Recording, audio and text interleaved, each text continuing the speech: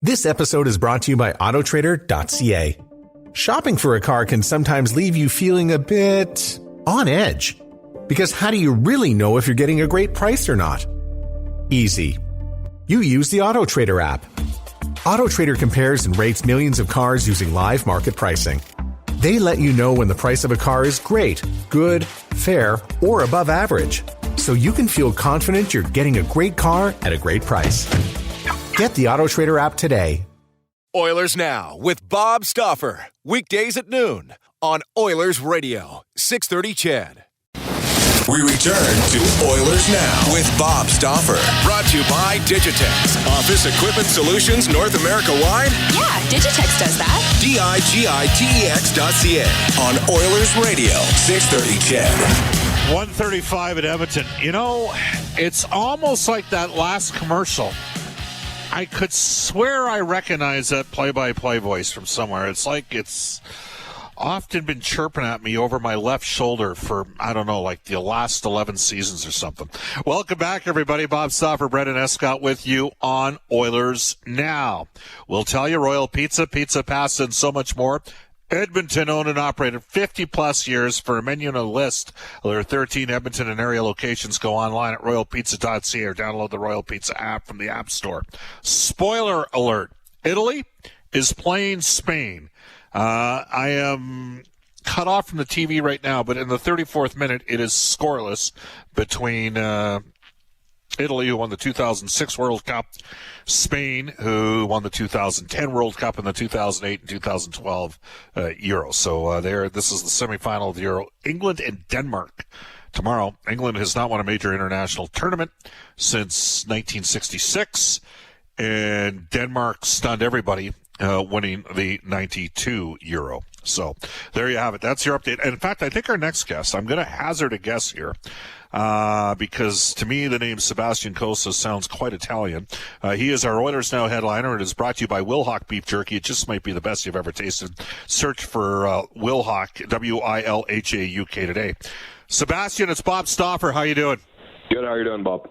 Good. Cossa, is that? Can you confirm or deny? Is that not a? If I recall correctly, it might have even been like a prominent name in Italian politics, and there might have been a little bit of, mafioso connection from Italy as well, going back into the 60s and 70s, if I recall. So, are you of? I'm not trying to offend you here. Are you of Italian? Yeah. It's funny. I am. My dad's Italian. I got my passport and citizenship as well. So, good guess.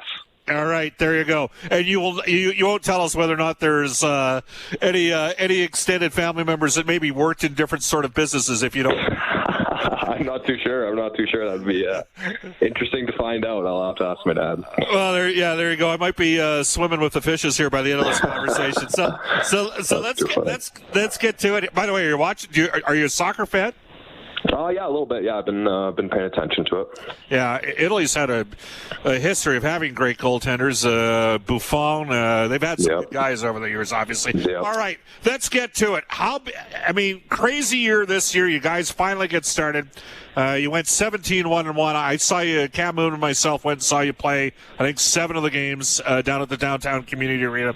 Can you maybe explain to our listeners just how unique the circumstances were to you guys getting a chance to play this year?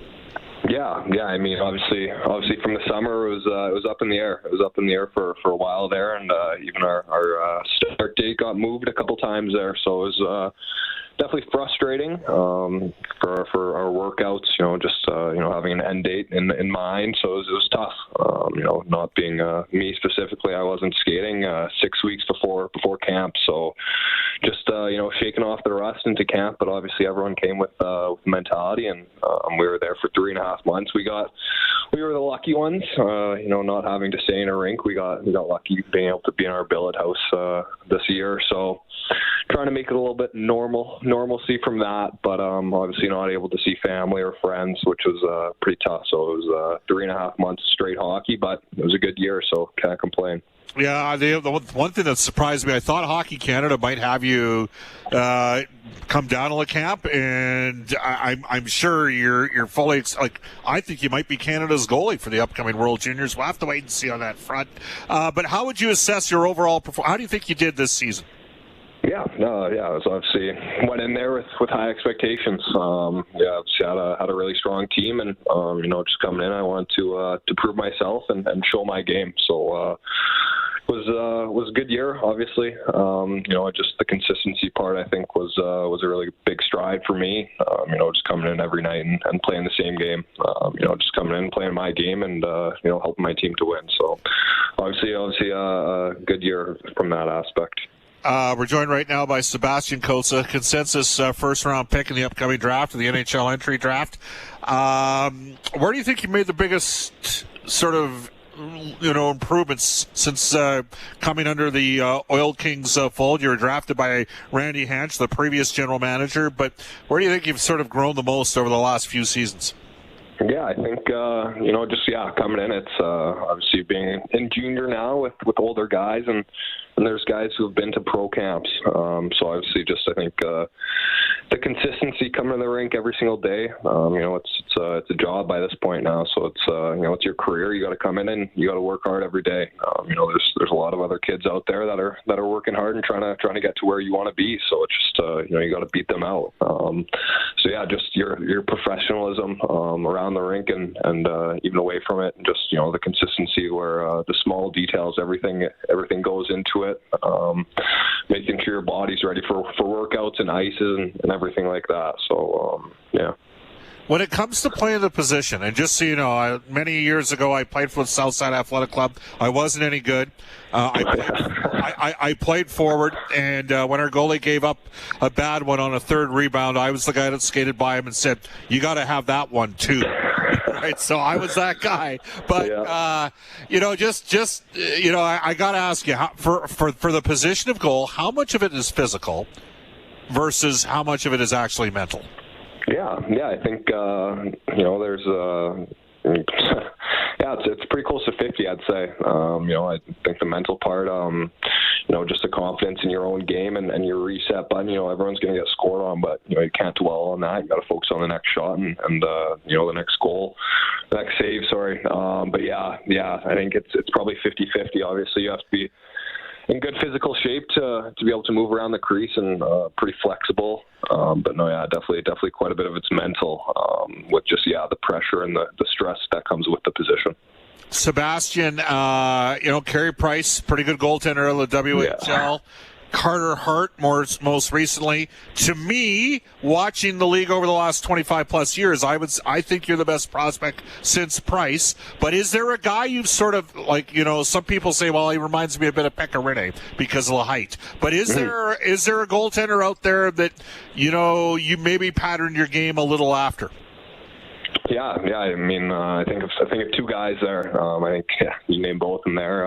Carey Price has been my idol since day one. Just how calm and cool he is in net. I mean, you see after they win overtime last night, he's obviously happy, but he understands that there's 3 more games left that they got to win. So just how he keeps doesn't get too high, doesn't get too low. Just how easy he makes it look. He really makes the game look easy. And then you said Pecorine. That's kind of a guy I've modeled a bit. A younger guy who, when he his size and how well he is able to move around his crease, it's pretty extraordinary. And then he tracks puck very well with his hands. Good post play. So I try and take some stuff out of both their games. I went to every combine from 2010. That was the Taylor Hall draft year to 2019. Now there's no combine. How many Zoom interviews as a result instead of banging off, interviewing with, because you're obviously a guy that's probably going to, you're going to the first round. The only question is, do you go sort of, 10 through 15, 16, or you're going to go, 16 through 24. How many Zoom interviews have you done?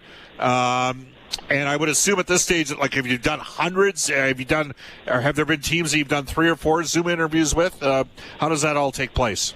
Yeah, it's like you said, Zooms, a lot of Zooms, a lot of phone calls, but over the year, obviously, at the beginning of the year, you're talking to all the scouts, all the regional scouts, and then by this point, it's all the GMs and the guys who are a little higher up there. A lot of Zoom calls. It's it's unfortunate. I could have had a couple steaks bought for me, but you take what you can. Just trying to still enjoy this experience. Obviously, still really cool talking to teams and to specific general managers or guys that you've watched play or heard of. Some big guys in the hockey world. So definitely still a great experience. But like I said, it would be nice to go out for a couple suppers with some scouts. Tell me this: you're from Fort McMurray. Yeah. Your agent Jerry Johansson is based in Edmonton. Yep. Would there be any concerns if, and I know you want to go as high as possible, but let's just say hypothetically, the 19th picks there, would you have any concerns at all about playing at Edmonton? No concerns playing at Edmonton. I've obviously here already, and obviously, in Fort McMurray, there's I'd probably say 70-80% of the population there is Oilers fans, so definitely no concerns. Speaking of Fort Mac, you've already, it's about perspective, right? Like, you go through a time this year, you're not sure if you're going to play, but you went through bigger challenges than that with Fort McMurray back in 2016, didn't you? Yeah, with the Fires. I think it's same kind of line there with just the uncertainty of things. At the end of the day, you got to put your head down and. Obviously didn't know if there was going to be a season, but if there was, I was going to come in with at my top shape and, prepare for the season. So, something I really learned from that Fort McMurray Fire, just controlling what you can control. And, there's obviously stuff that you can't control. So, might as well not worry about it and, start thinking about that when there's more important things to be thinking about. And final question, I'm going to get you to put your Scouts hat on right now. Okay. The guy that's got the best shot in the league, in your entire league, do you see him in practice every day? I do. Dylan Guenther, tell me about this. Tell our listeners about how unique and special this player is. Oh yeah. Gunther's obviously exceptional skill. Just talking about his shot right now, just how deceptive he is. Obviously, always pulling, pushing, doing something with the puck before it's even shot. So that's just another point to why how good he is in his shot. But off the ice, great guy. Obviously, extremely humble. Works very hard. He's a leader in the room. But on the ice, just can find anyone anywhere. It seems to a couple highlight reel goals where just guys can't knock the puck off of him. And like I said, his shots, it's ridiculous. So that guy is, teams are going to be happy. The team that drafts him is going to be extremely happy. I think he's got the best shot of anybody I've seen out of the WHL the last 15 years, and he's a stud. It's the change of the release points for me. Like, it's unpredictable where he shoots from at times because even if he gets a pass behind him, he can one time the puck and it's pretty special. So Sebastian, best of luck coming up here. Thank you for taking time to join us. And obviously, we'll touch base during the course of the Oil Kings regular season as well, okay? Yeah, thanks. I appreciate it a lot. Thanks, Bob. You bet. That is Sebastian Cossa of the Edmonton Oil Kings. He is our Oilers Now headliner today for Wilhauk Beef Jerky. It just might be the best you've ever tasted. Search for Wilhauk, Wilhauk today. Wow, what a mature kid. That's the one thing that crossed my mind. 6'6.5". This guy's athletic. He can handle giving up a bad one once in a while. It doesn't kill him. And usually what happens for me, you can often tell a lot about a goaltender if they give up a bad one and they can't recover from it, and then it ends up becoming a self-fulfilling prophecy where the next one's going to be that's the difference between a good starter and a guy that might be a capable NHL backup but can't consistently start games. Every goalie's going to give up a bad goal once in a while. It's got to be water off a duck's back. You can't let it in that mental battle. And when you see this guy play in the range, he's never, he's never out of position on a 2-on-1 because he can get across and get there because he's got that kind of athleticism at that size. Sebastian Cossa. All right, we'll take a quick timeout, come back. Hey, we're going to talk about a former Oilers first-round pick and goal with this day in Oilers history. We'll get to some of your texts as well. It is 1:48 in Edmonton, and you're listening to Oilers Now. This is Oilers Now with Bob Stauffer on Oilers Radio, 630 CHED. Suffice to say, a lot of you were pretty impressed with Sebastian Cossa. That kid sounds like a 25-year-old man, says Craig. Camrose Flint says, great interview. Trade up. Let's go get this guy. Anita says, just spitballing here. I saw a draft prediction that Chicago picked Sebastian Cossa at number 11. From everything I've read and heard about him, he needs to be an Oiler. I'm hoping he falls to us at 19. Would it be possible that Chicago and Edmonton swap first-round picks and then take all of Keith's salary and send Jones? That would set up Chicago to land Seth Jones. I think I'd do that in a heartbeat. Probably a pipe dream, says Anita. This guy's good. He's good. So is Wallstedt. So there's two pretty good goalies there. And I do think Chicago is a distinct possibility to draft a goaltender. And for the listeners that talked about his maturity, absolutely. He's a bright guy, and he's a good goalie. Like, there's no question. I don't know how many of you had a chance to see him play, but he made some stops this year. There were a couple games at the downtown community arena where there was north of 25 saves or 25 scouts there, and he made a couple stops where guys were looking at each other like, "Did you just see that save?" He was part of the reason why and they got a good team. And Lethbridge had some challenges. Red Deer had some challenges. Calgary, they were an okay team. Medicine had some skill. The Oil Kings had by far the best team, but that team played confidently in front of them because they know they had that guy in the pipes. And that is half the battle. That's half the battle. Again, you can text us at 780-496-0063. The suitcase says, Bob, you have to take one of Cossa or Wallstedt. Who are you going to take? I'd have to get more information on Wallstedt. If I had a chance to take Cossa, I'd be pretty excited about that if I was the Oilers. You know, that's just my own opinion. I don't know what they're thinking, and I'd have to get, again, more information regarding Wallstedt, but they both sound pretty good.